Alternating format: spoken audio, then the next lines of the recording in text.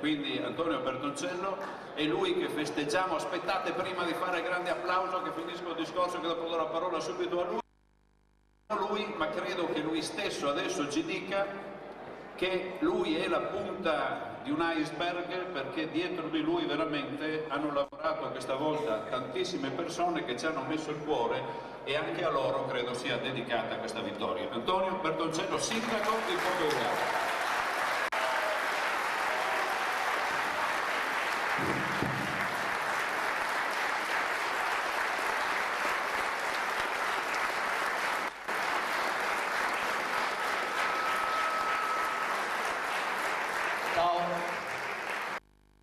Si apre un'altra fase.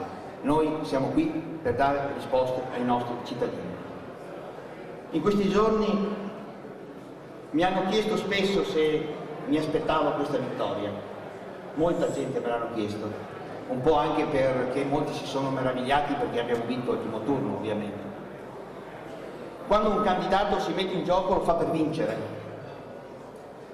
Ci crede fino in fondo e cerca di infondere sicurezza, certezze a tutte le persone che lo sostengono.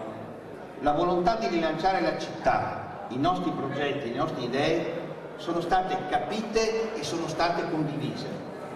Questi sono, secondo me, i motivi reali della nostra grande vittoria. Ma il grazie più forte, quello più grande, io credo che converrete con me, va ai cittadini per la fiducia espressa a me e alla squadra che mi è vicina. È un grande onore che ci viene dato, un onore a cui noi abbiamo il dovere di corrispondere. Quindi l'ultimo ve lo chiedo ai cittadini che ci hanno votato e riconosciuti, perché il merito è loro che ci hanno votato, noi abbiamo lavorato e lo siamo riconosciuti.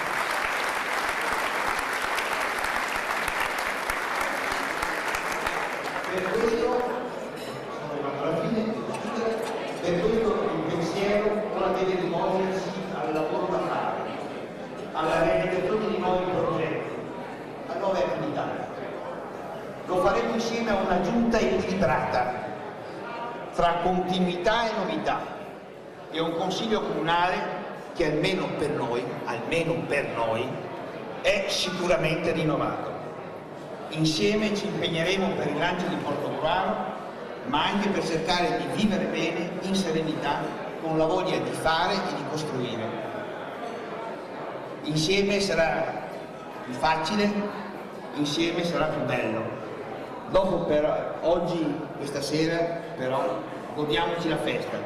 Dopo tanti mesi di tensione, viviamo questo momento come una sorta di liberazione. Un grazie veramente a tutti.